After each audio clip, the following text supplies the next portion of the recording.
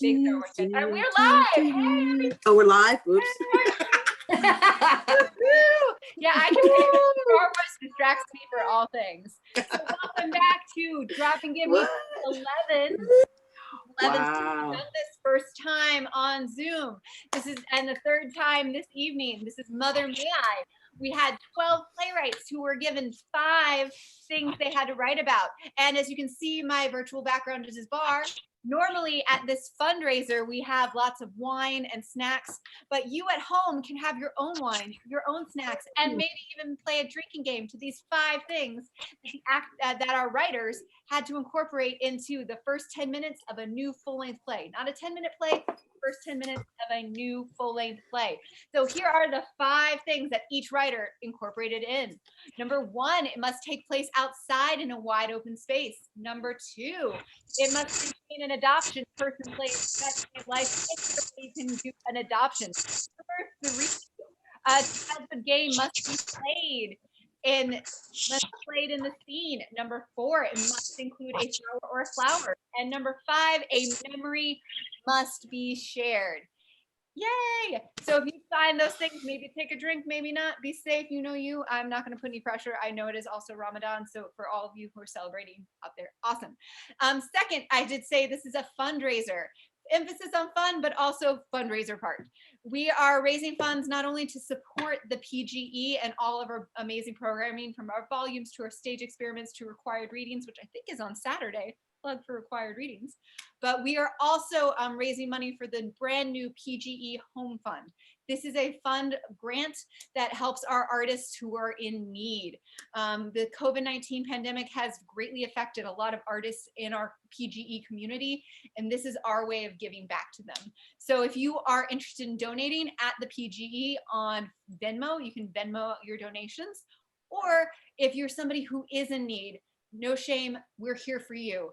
There is an anonymous application online that you can fill out, and people will, a committee of individuals will read over it and assign you funds as. And then we want to just make a quick announcement. And then Seven Sign Theater Productions, who is our the connective tissue for our fund and our grant, they are the grant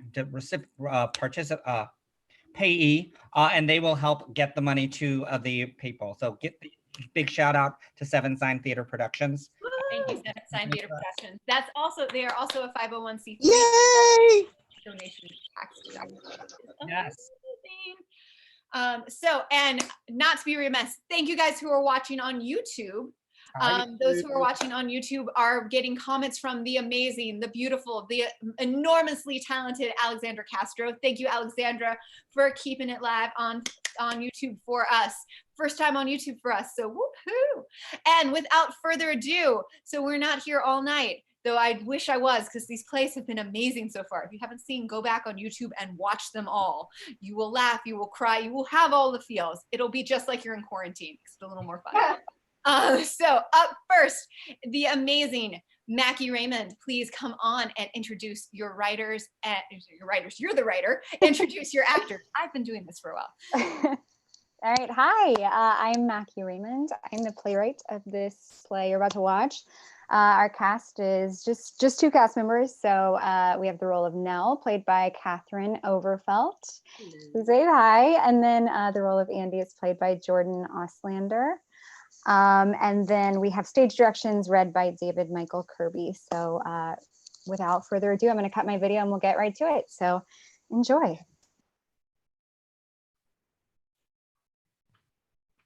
Even the Nights by Mackie Raymond. Act 1, Scene 1. Curtain up on a woman, Nell, and a man, Andy, sitting on the dock beside a lake. They're laughing and full of energy, recounting some old memory. Throughout the beginning of this scene, their dialogue is slightly overlapped as they ride the momentum of their nostalgia. No. I think it was Air Supply. Oh, no, not Air Supply. No, it was. I think it was, oh God, what's that? Oh, God. How did it go? It's the one that's like, when the nights are better. Now that we're here together, Yeah, even even the the nights nights are are better since I found you. Oh, man. Oh my God! Yeah, yeah, that's it. Oh, I can't believe you remember that. God, I can barely remember that. Did I really? You really did. No. Yeah, you did. You sang that to me. Oh, it was. It was right here, Yeah. right on this dock. I was sitting here and you spread a blanket out so I wouldn't get splinters. And you were standing there. Yeah, it was dark. Yeah, God, it was the middle of the night, wasn't it? Oh, I remember because I couldn't see the frets. And I was just learning to play and I had to look at my hands, but I couldn't see the frets. I kept messing up the chords. Ah! Oh, I was so frustrated. You know, I practiced it over and over, you know, and I wasn't prepared. I was so frustrated afterwards. I skipped the breakfast the next morning. I just hid in my cabin. I was so afraid to see you again. I mean, I thought that girl must think I'm some No, jerk, dummy, something. no, I didn't think that at all. I mean, actually, I got back to my cabin that night and fell asleep to that album. On your Walkman? On my Walkman, yes. I mean, I fell asleep listening to those songs. I was picturing you performing them, the other songs. Did I even look at you? I mean, when I was playing, did I look at you? No, you didn't. You were really very concentrated. Well, I'm looking at you now. Yeah. I still can't believe this. I can't either. It's not what I expected. No, me neither. I thought it'd be my mom or my sister. Yeah, I thought it'd be my mom. If it happened at all. Yeah. We're in the lake now. You see them? Mm. Flowers? Yeah. Yeah. They're in the well too. Oh, you checked? Yeah. Haven't found a single main without them. Yeah, neither have I. What have you been drinking? I've been alternating. I try to do just one bottled water a day now. The rest is juice, Gatorade, or some kind of sports electrolyte drink if I can find it. Soda if I'm low on the other stuff. Have you? Yeah. Yeah, I mean, about the same. That's why I left. I finally ran the nearby supply down. Been a week on the road now. I left at the beginning, after the first day. Looking for people? Yeah. I always thought someone might show up. That was why I waited. But no one did. No.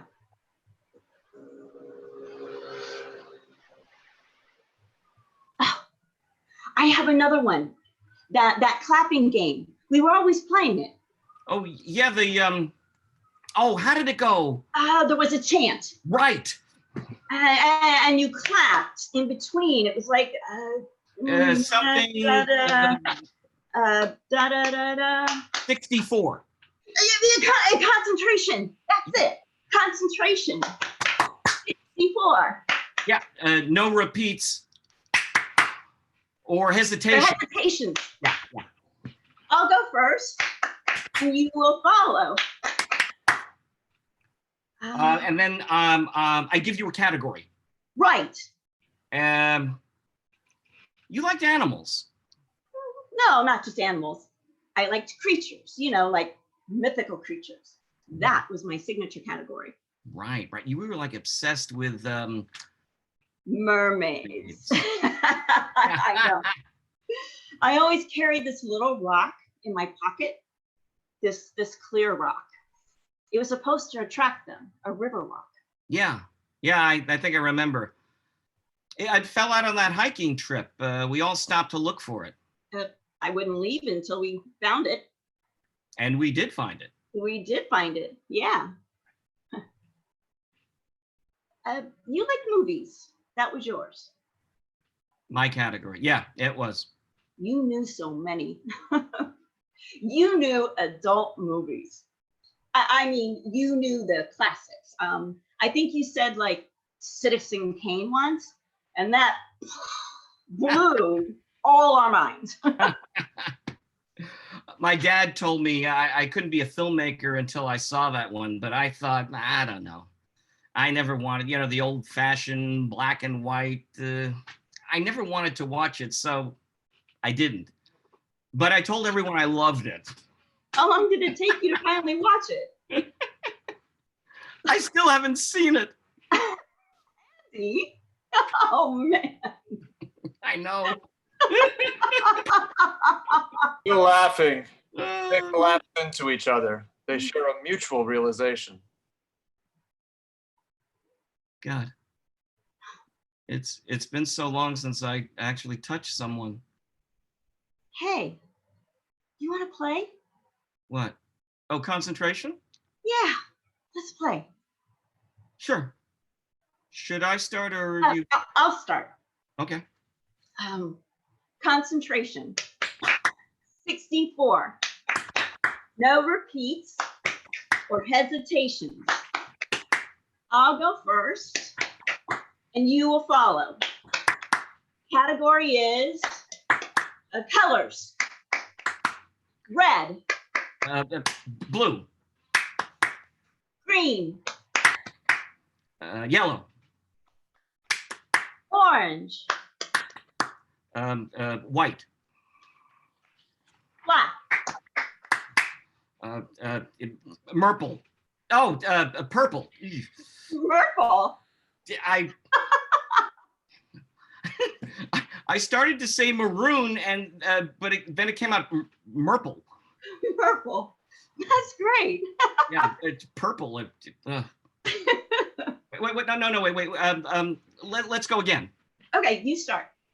I'll start. Concentration. 64. No repeats or hesitation. I'll go first, and you will follow.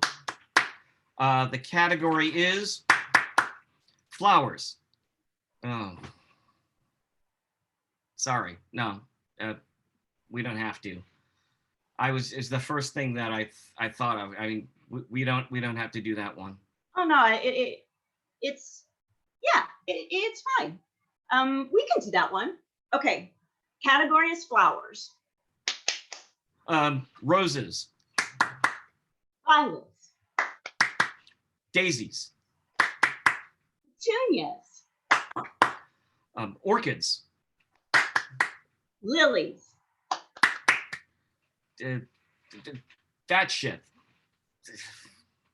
oh, right. You know, they're kind of pretty. Like, they don't look like anything else. I wish I knew what to call it. We could come up with a name. Any ideas?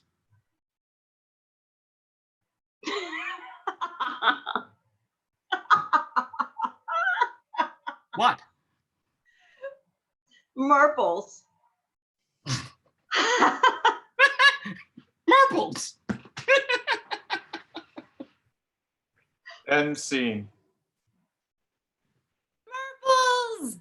Yay! That was fabulous. Beautiful, beautiful work. Woohoo! Thank you so much. Thank you, Mackie, if you want to come back up and get applauded for your beautiful words. Up next, yay!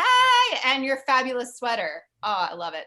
Up Thank you. next, we have the amazing, the talented, the uber fabulous Mary Lauren. Mary Lauren and your cast, please come up and please introduce all your amazing peoples. Hello, I'm so happy to be here. So my piece is called Blood Oath, and I am really, really thankful to these amazing actors for inspiring this piece. We've got Denise Locke playing Jeanette, and Brandon M. Weber playing Tony, and Tracy Roston, which she's not up here yet. I'm here. There she is. Turn your video on, Tracy. Okay. Great. We've got her I playing. didn't know Dolly. we were next, and I have to put on clothing. Please put clothing on. Yeah, I'm sorry. No kidding. I'm here. Okay. Holy crap. All right. I was wearing pajamas. All right, I'm here. Yay. All right. And we've got John Wynn reading stage directions. Tracy, you ready? Yes, basically. Here we go. Take it away. Have fun. All right. Blood Oath by Mary Lauren. The house lights dim, and we hear birds chirping. Faint laughter and general Central Park crowd noise in the background. We listen to these sounds separately and then together. It's as if they are creating a symphony of sorts. The sound all comes to a surprising halt as we hear one voice in the darkness. Bye, bye, blackbird, where somebody waits for me. Sugar sweet, so is she. Bye, bye, blackbird. Feed the birds, tuppence a bag. Tuppence, tuppence. The light starts to fade up. We see Dolly seated on a park bench. She's throwing birdseed on the ground in front of her. There are no birds to be seen. At first glance, you may think you are looking at a disheveled homeless lady, but as the lights get brighter and on closer inspection, she may just be an eccentric New York creative. Who can tell? Tuppence a bag, rockin' robin, tweet, tweet, tweet, rockin' robin, tweet, tweety-deet, go rockin' robin, 'cause we really gonna rock tonight. Bye, bye, birdie, I'm gonna miss you so. Bye, bye. Why am I even here? She gathers her things and starts to storm off. Just as she goes, a very well-dressed woman power walks in. They almost run right into each other. Oh, Oh, I'm so sorry I'm late. There was traffic on Fifth Avenue, so I got out of the cab and I walked down the stairs to the subway in these heels. Then there was a 20-minute delay, so I walked back up the stairs and tried to catch the bus. After I waited for the bus for about 20 minutes, all the while keeping my eye on that man across the street who was screaming obscenities and slowly taking his belt off, I decided to walk. And you know what Fifth Avenue is like on Saturday at 2. well, I'm glad to see what?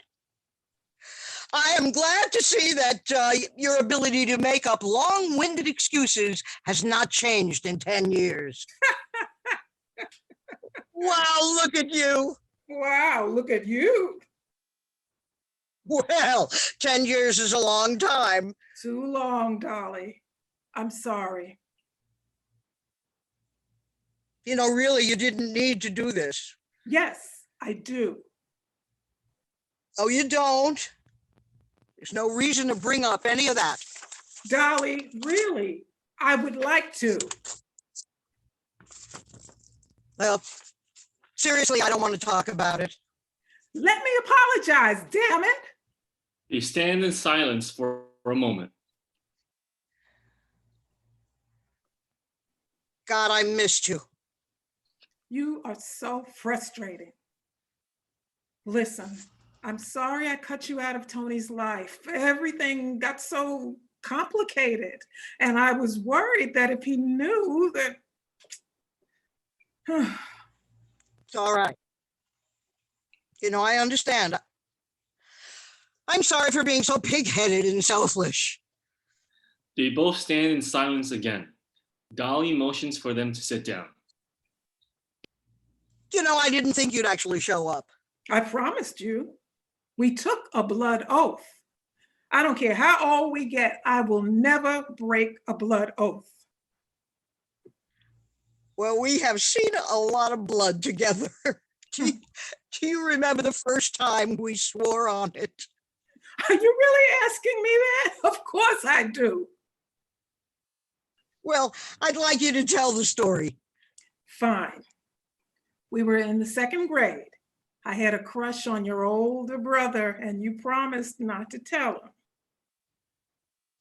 Well, that is the worst storytelling I've ever heard. I guess I'm going to have to do it. We were in the second grade. That's the same way I started the story. Shaw, we were in the second grade, and you were at my house. I came out of the bathroom, looked around, and you were nowhere to be seen. I looked everywhere. I almost gave up. And then I heard something crashing in Sean's room. I heard a little yelp. I ran inside, but there was no one there, which terrified me. You know how much I hate ghosts. Well, I was about to slowly creep out of that room when I heard another noise in the closet. I mustered up all my courage. I slowly opened the closet door. There you are, sitting on the floor in my brother's hat and sweatshirt, completely buried in his photos and underwear. In my defense, I was an only child and I was curious about what a boy kept in their top drawer. I didn't think it was going to be so heavy and full of pictures of naked men. I grabbed his pocket knife from the floor of the closet. I made you swear then and there never to tell about my brother. And I made you swear never to tell your brother. Yeah, I've still got the finger scar from that time, a big scar on my finger. I'm really sorry I missed his funeral. With the circumstances, I wasn't sure if you wanted me there. No, I sent you an invitation. I wanted you there. More silence. Then we hear some loud salsa music playing in the distance. Both of the women soften. This is really the best view of them. It's hottest seat in the park. Look how they move their hips. My hips never move like that. Well, he gets it from me. Salsa's the way I got Robin's dad to notice me. Do you remember? I got hips and just don't quit. Is that even a right expression? That doesn't sound right. I don't know. I haven't had time to sit and watch him dance in an embarrassingly long time. Well, he's the best one out there. I made it my weekly outing. I come and try to feed the birds, but really all I care about is seeing him happy. I'm sorry that I robbed you of seeing more. Really? Please stop. I don't want to have a serious scene before we have to have a scene. I'm nervous enough as it is. The salsa music fades, and we hear her voice say it's Tony's 21st birthday today. Then we hear an enthusiastically bad rendition of Happy Birthday. The ladies join in. Happy birthday, Happy birthday to you. Happy birthday, dear Happy Tony. birthday, dear Tony. Happy Happy birthday to you. Why do you always have to do the harmony? It makes me seem like an idiot.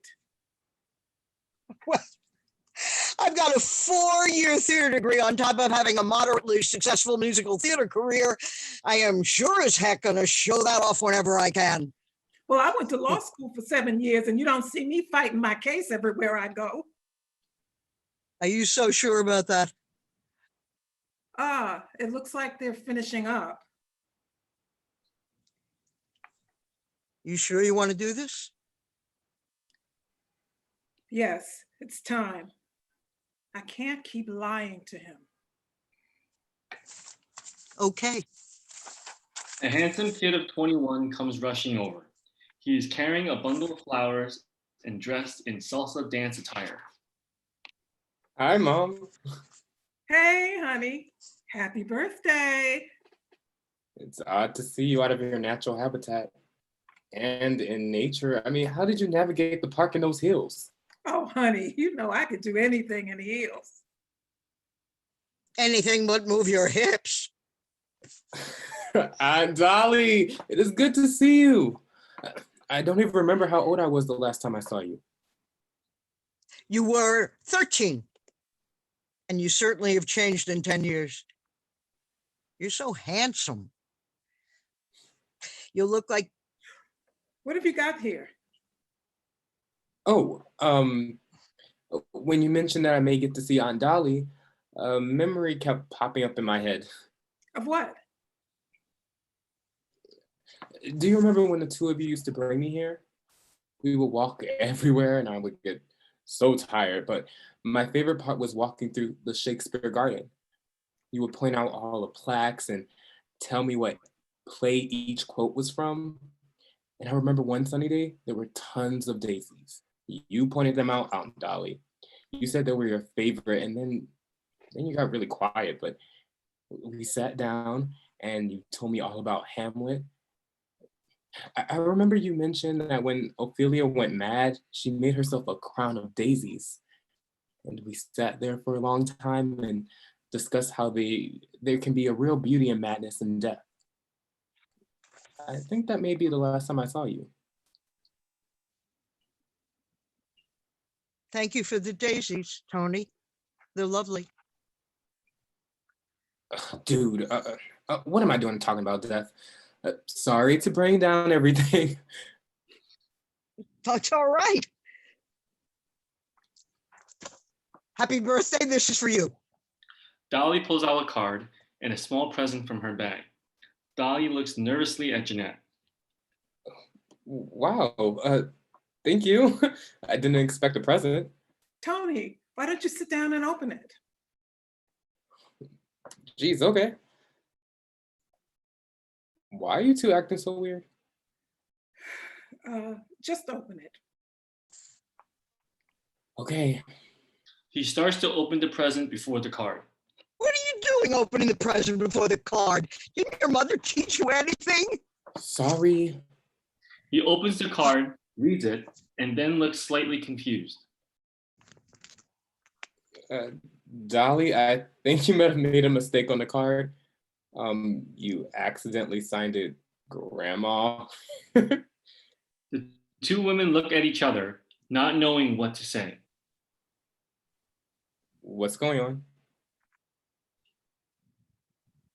Open your present. It explains some more. All right. He unwraps the present, and it is a picture frame. He just stares at it for a while, not knowing what to say. Dottie sits down next to him.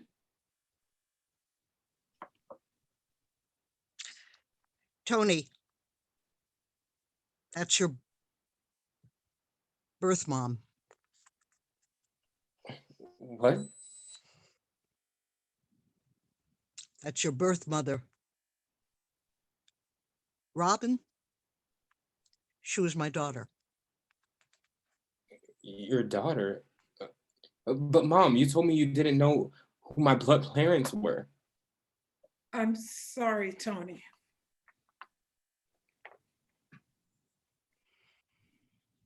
I asked you not to tell her.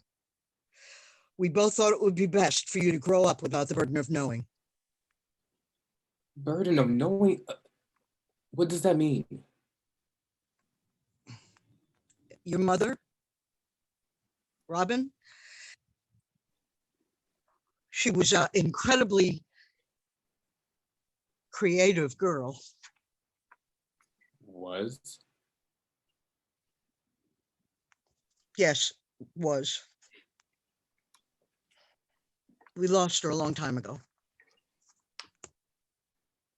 Oh. And Tony, she was very much like you. A beautiful dancer, had a wicked sense of humor, had big brown eyes. They looked just like yours. Mom, I don't understand why you didn't tell me. Tony, we lost Robin 21 years ago today. Oh, did she die giving birth to me? No. Jeanette looks at Dolly, questioning if she should go on. Dolly nods. Tony, Robin would get into these moods. It was as if the weight of the world was sometimes just too much for her. When she felt that way, her mind would take her into other worlds, worlds that were fantastical and made her feel safe. The night that she had you, everything was heavy. When Dolly and I arrived at the hospital, Robin and you were gone. We finally found you lying outside near the East River. And where was Robin? She was finally found a few days later, washed up on the shore. I'm sorry that I didn't tell you sooner. I didn't know how to explain to a little boy. I'm a little confused. Mom, you always told me I was adopted, and you always told me that Aunt Dolly wasn't really my aunt, but your best friend, and now Dolly is my grandmother? But why did you adopt me? This is a lot for one day. Maybe we should tell you the rest some other No, time. Mom, I want to know. Are you sure you want the truth? It's not pretty. He puts his hand over his face, then looks up. Yes. How do I even... As you know, I was married before I adopted you. He was not a great man. No, he did have some good qualities. He was charming. He was quite funny. People flocked to him. Was again. So is he? Yes. He disappeared 21 years ago. And it wasn't until recently that your mother knew for sure he had passed away. 21 years ago? Seems like a lot happened that year. A lot did. But the best thing that happened is that you were born.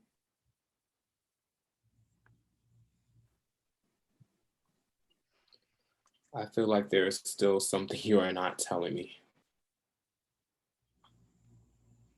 Tony, your mother's husband is your father. What? Isn't that how it normally works?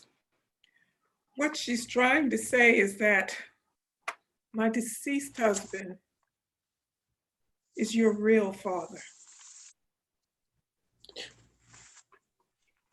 But you just said that my blood mother is Dolly's daughter. Correct. I don't understand. Well, your blood father was married to Jeanette. He had an affair with my daughter, Robin. Tony starts to crumble from the weight of this information. He begins to shake and tries desperately to control it. Tony, I'm sorry, just breathe. You see, I told you this would be too much. Why are you blaming me? We made this decision together. But we should have known. We know how he gets when he has too much stimulation, too much information. Listen, he's not a kid anymore, Jeannie. He needs to know where he comes from. Stop! Both of you, just stop. Stop talking about me like I'm not here. I just need some time. I need to get out of here. I need a moment alone to connect the dots, to connect my thoughts alone. Tony begins to run off. Tony, wait. I have an idea. Let's play sardines like we used to when you would get upset. You go hide.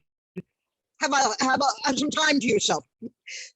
Then your mom and I'll start looking for you. We will find you like we always do. And then we can all be together safely in your hiding space, the three of us. Safely hidden away, Tony. I'm not a kid anymore, Dolly. I'm going. Please, both of you, don't try to find me. He exits. Tony, wait. Please don't disappear. Jeanette runs after him. Dolly stares after them for a while. She takes a big breath, sits down on the bench, and picks up the picture. She sings. Take these broken wings and learn to fly. All your life, you were only waiting for this moment to arrive. She puts the picture down and covers her eyes. 1, 2, 3, 4, 5, 6, 7, 8, 9, 10, 11, 12, 13, 14, 15, 16, 17, 18, 19, 20. Here I come. Dolly walks off to find their hiding spot as a younger Dolly skips in with birdseed and sits on the bench. End of scene. Woo! Congratulations, everybody. Wow, that was the gut punch after gut punch. Woo! All right. Congratulations, Mary Lauren. I don't see you here, but I see your actors and they're amazing. And congratulations to y'all.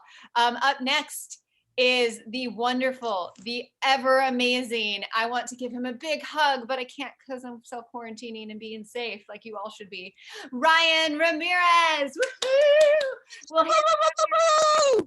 come on and put your video on, put your sound on. Hello, everyone. Great job. That was a heavy 10 minutes. Way to go. Great job. Yeah, so my next play, it is called Marble in the Dirt. And I have it's basically about these three people that are living in an RV park somewhere in Kentucky. And some are passing through and some are kind of there for the long haul. So this is the start of that first 10 minutes. I have a really great cast. Do I introduce them or do they introduce themselves? Oh, okay. So I'll go for it. So we have Daniela Thome. She will be reading stage directions for us. And we also have Star Kirkland reading the role of Thea. We have Jai Mohan reading for Tex. And we have Courtney Magaro reading for Heather. So without further ado, here they go. Marble in the Dirt by Ryan Ramirez. Act 1, setting, resort between the lakes, an RV park on the rundown side of the Kentucky Lake near the land between the lakes forest in West Kentucky. Scene 1, outdoor rec area. Nighttime, right after dusk. Heather, almost 30, married, and Tex, barely 21, but says he's 25 and single, drink beers in front of a picnic table while playing a game of marbles on the ground. Heather takes her final turn. She wins. Well, well, well, well, well. Cheat. It's not cheating if you keep letting me win. Heather waits for Tex to look at her. Their eyes meet. Beat. Tex grabs a beer for him and Heather. Heather collects her marbles. We should at least play on the table if we're gonna hog it. Afraid the Weaver brothers will bully us into leaving? Funny. Communal areas are first come, first serve. Saved you a seat. We were here first. Sit. Shit. What? There's one missing. Heather starts crawling on the ground. Shit. Tex starts looking too. Both are crawling and squinting in near dark. I got. Oh, good. You found it? No, you don't have to crawl around. Which one is it? Sit. Heather. It's the only marble in this entire RV park. What if I find 2 marbles? How will I know which one's yours? Really, Tex? I'm just teasing. I know. Please, I'm particular about my marbles. I try not to lose them. You've gone and lost your marbles. Got dark so fast tonight. It's here. It's lost. I'll find it. Even if it takes all night. Tex is on the hunt. Heather goes to grab a beer. Tex stops before she reaches the cooler. That one's yours. Heather's touched. This isn't the first time Tex has catered to her. She takes a sip of beer and is refreshed. It's fine, Tex. I'm sorry you lost your marble. That's what I get for still playing kid games. No, that's what you get for cheating. I don't cheat. Damn. All I can think about is that damn marble. I didn't mean to make a big deal out of it. Marble, marble, marble. Purple with gray spots. Pretty. I still don't think your name is Tex. Lifts up his sleeves for like the 100th time to show his name, Tex, branded on his bicep. Read it and weep. I don't cry over cowboys. That's what you think I am? A lot of people pass through here, but only certain types. Cowboys, settlers, runaways, and tourists. I guess I'm the last cowboy. The Weaver brothers and their wives and dumbass kids, settlers, just like Cody and me. Probably why Cody doesn't like me too much. Cody hardly likes anything. You must still drive him crazy, though. Heather drinks her beer. A breeze passes. They both shiver at the same time. Fall. Tex drinks his beer. You're cold. No, I'm not. Aw, goosebumps. I'll get used to it. I still get them. Do you think you'll stay here forever? I already have. Depressing. Huh. Like, I feel really sorry for you. Butthead. Oh, now I really feel sorry for you, butthead. Heather lifts up her drink as if she were giving a cheers. Tex scans the ground. Let it go. They seem special, Leah. They were my grandma's. Damn. We'd play with them every time I visited her. I would bury the ones I thought were good luck in the dirt, hoping there would be more to play with when I came back. I probably lost half of them growing up. She gave me what was left when Cody and I got married. They were probably the most expensive things she had. We were playing on the dirt. That would make her smile. We've got to find your marble. If you find it, it's yours. Heather and Tex lean very close into each other. They are interrupted by Thea. single late 20s and recent PhD dropout. She enters. Okay. The signal is really bad here. Kentucky, an RV park. FaceTime. Let me ask if there's some Wi-Fi. Excuse me, do you know if there's any Wi-Fi here? Thea silently mouths to Tex and Heather to say no. They get the hint. Wi-Fi? Is that an interwebs thing? I don't think we got that. What's a Wi-Fi? Looks like I'll be off the grid for a bit. What? What do you know? She speaks. Thank you. Well, hells. We do have free Wi-Fi. Best spot is in the laundry room. Trust me, it's not worth it. I'm Thea. Heather. Tex, I'm a cowboy.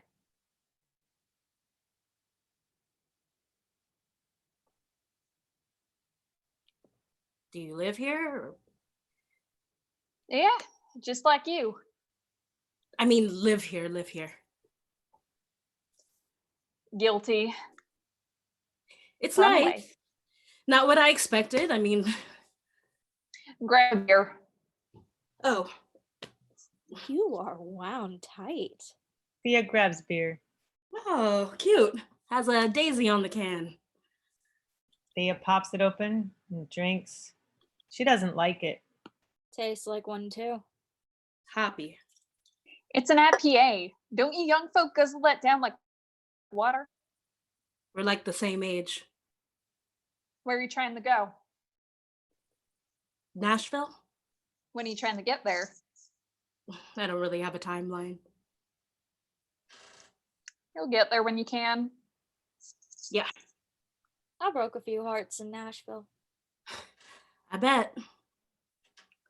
I'd like to go to Nashville. A lot more interesting shit to do there. I've never been. Same. Actually, this is my first time traveling on the road like this. You don't say. Kinda fooled me. It's that obvious. Based on how you pulled in this morning, it looked like it was your first time driving too. It's different driving with everything you own. There's no going back. You take a lot of pictures like an artist. It's fun for me. It's more than a hobby. I saw you taking pictures of barbecue grills and tire tracks. Boring shit that professionals make look expensive. Someone is always watching in places like this. Just the curious ones. You should take our pictures. I don't really do portraits. The least of Heather. She could have been a model. Stop. Hell, I'd pay you. I put a little wallet-sized photo on my dashboard. It'd be like she was running off with me. Easy, cowboy. You're not together? No. Another dude beat me to her. My husband. I should get a picture of you. I'll be leaving soon. Boy, you said you were only gonna be here for a week. That was at the start of the summer. It's fall and you're still here. I don't have a set timeline.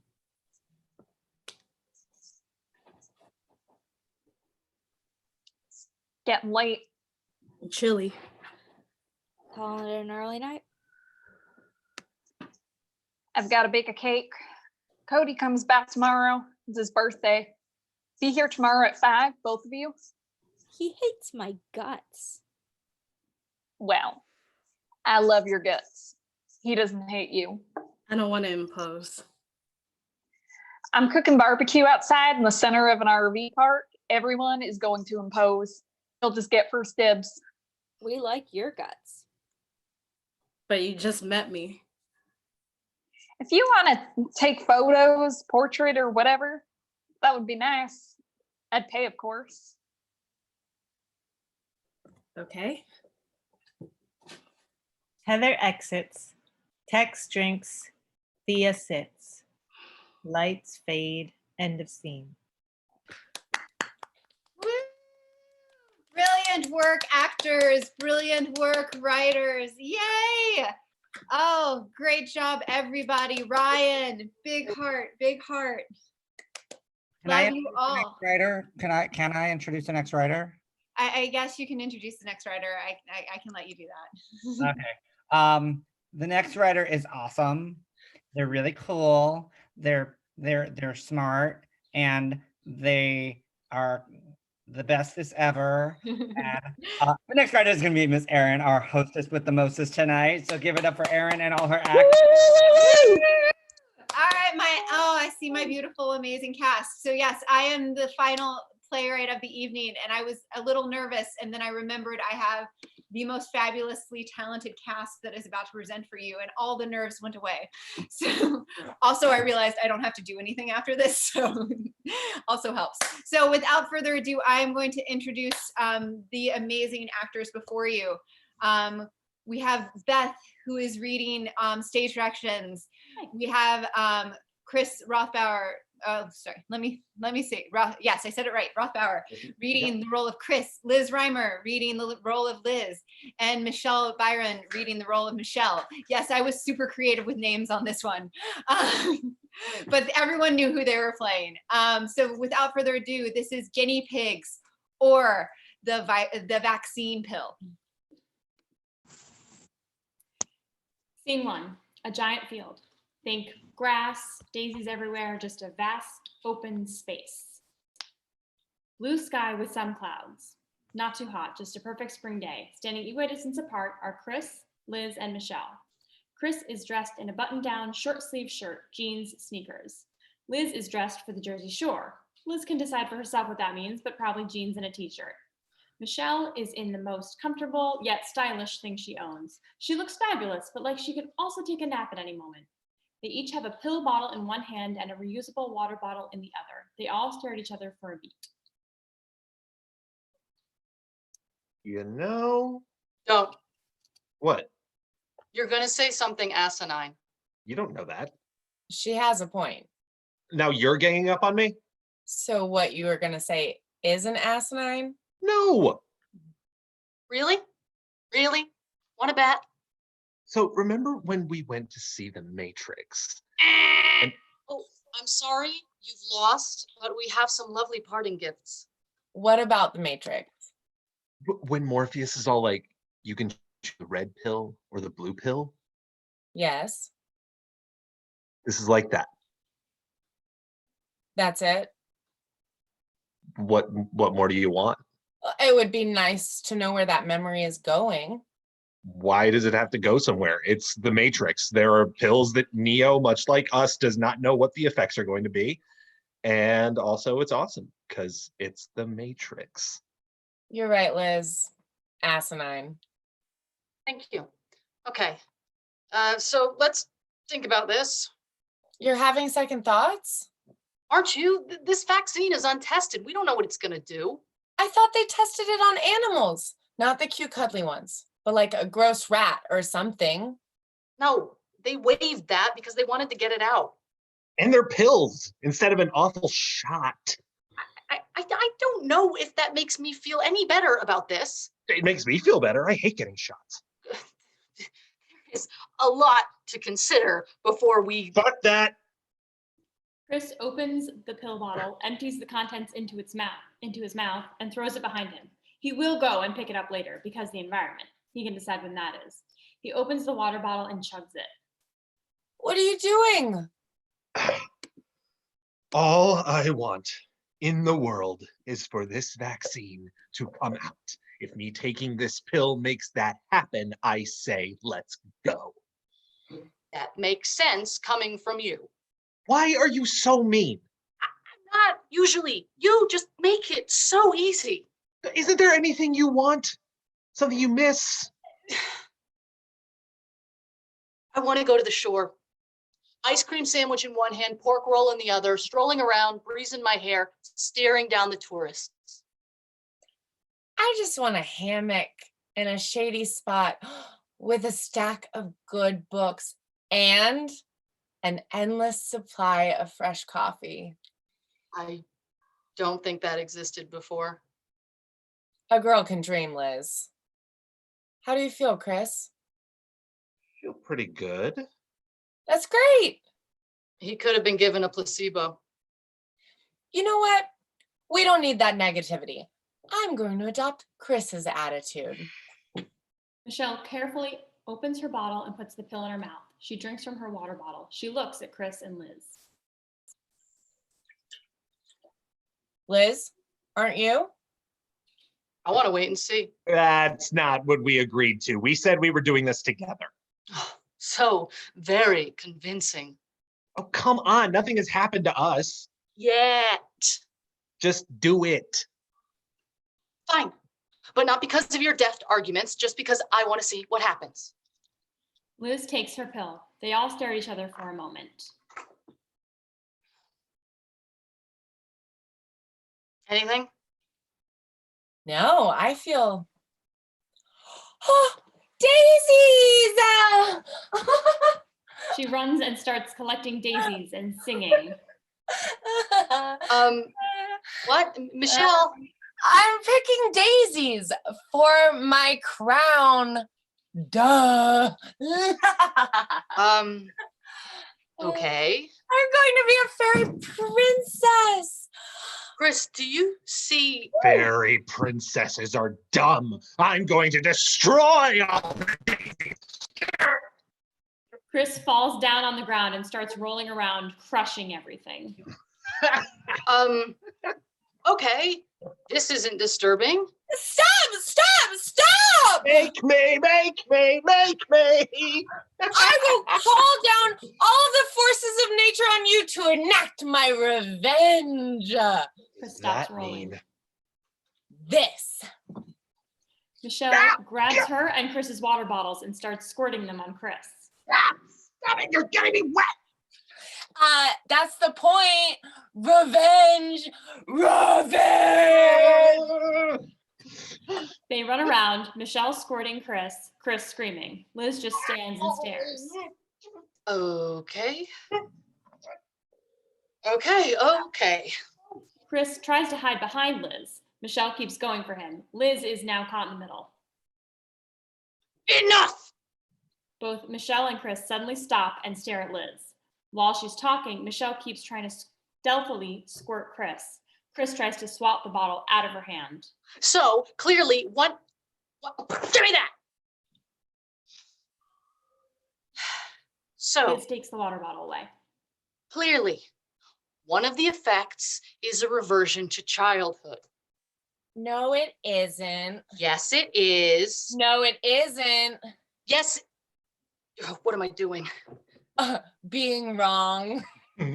Wrong. You're so wrong. I'm not wrong. If it's one of the side effects, how come you aren't acting like a kid? Oh, burn! You think you're so smart. Where is that? No. I am not getting dragged into this. I must have taken a placebo. That sounds like a game. Placebo? Like placey bow. Like you have to place the bow, I guess. Oh, like bows and arrows. I mean, I can shoot things with arrows? Ooh, definitely not letting you near anything sharp or remotely dangerous. I am a fairy princess. I can do what I want. Liz pulls her phone out. Great, you go with that. I am going to call. Damn it, no signal. Ooh, What now? you said a bad word. You have got to be kidding me. Damn it. Damn it. Damn it. Damn it. The two of them dissolve into ridiculous laughter. Okay, you two keep that up. I'm gonna go find a signal. Liz starts to walk around with her phone in the air looking for a signal. Michelle and Chris share a look. They sneak over to each other, even though Liz is really paying them no attention. They whisper, they look up. They whisper some more, they look up. One more whisper, they nod. Then all of a sudden they split and... Hey, Liz, over here! What? While Liz looks at Michelle, Chris comes up from behind Liz and steals her phone.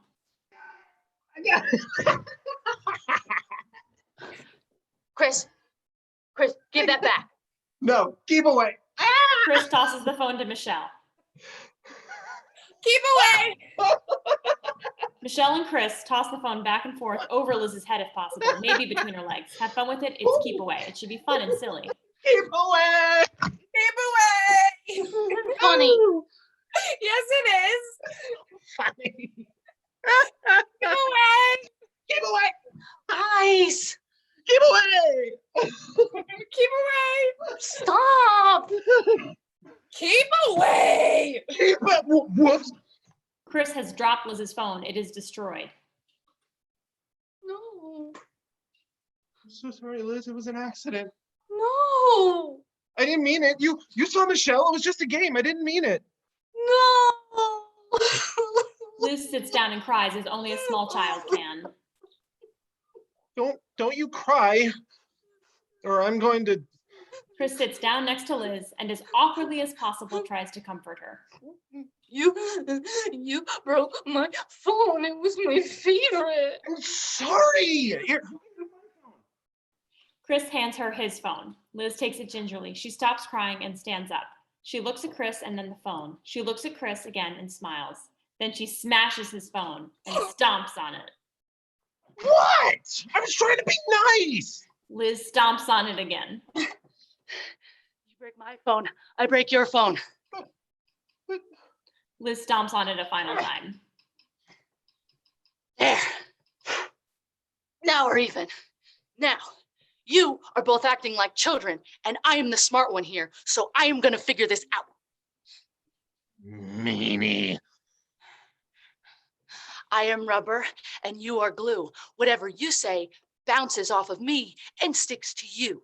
I know you are, but what am I?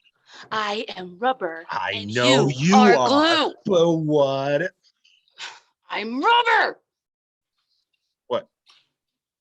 Guys? What? Yeah, I was winning. No, you weren't. Yes, I was. No, you weren't. Guys! What? Something is happening! Oh no. What's happening? Michelle screams and falls down on the ground. She's twitching a little. Liz and Chris look at each other terrified. They go over to her. They fall down too. End of excerpt. Brilliant, brilliant, brilliant. Oh my God, you guys. Oh, more than, oh my goodness. I hope you guys go and read the chat later because you have so many fans out there. Fabulous! Unbelievably cool. Okay, the best comment of the night. Alexandra is petitioning the Tony committee to play instead of Grease 2 or whatever they're playing for the Tonys. We're petitioning. I will sign that petition. So, and with that, that is officially the end of Drop and Give Me 10, 11, Mother May I, our very first Zoom. Yay! I think the hashtag of the night is hashtag exhausted at the talent because yes, my brain is blown by all of the amazing talent of our 12 playwrights, our amazing actors, I think 37 actors and 5 stage directions. It was insane. This was the largest Drop and Give Me 10 we've ever done, even with an in-person one for actors, and we did it virtually. So yeah. Yeah, from all over the country. It's not the size of the cast, it's what you do with us. Yeah. Give a huge shout out to Erin for hosting the hostess with the most. Shout out to everybody on YouTube and to Alexandra Castro, who's been commenting. Thank you guys. It's been so fun. Keep sharing the video, spread it out, give some love. For those of you that don't know, the Playground Experiment, you can go to thepge.com for any information about all upcoming events and all of the stuff we've been talking about this amazing fundraiser. If I didn't say so, I don't think I even said this. My name is Mike Lesser. I'm the artistic director of the Playground. Yay! It's been such a pleasure. You guys are fabulous! Pleasure just to sit back, bask in all of your brilliance tonight. Kudos to everyone for making this crazy time a lot better. Thank you all for being a part of the PGE's life. You guys rock. You always have a home with us at the PGE. Let's just kind of do your own in-house dance party as I click off. Say bye to YouTube. Bye. Love you, Mike. Good night, everybody.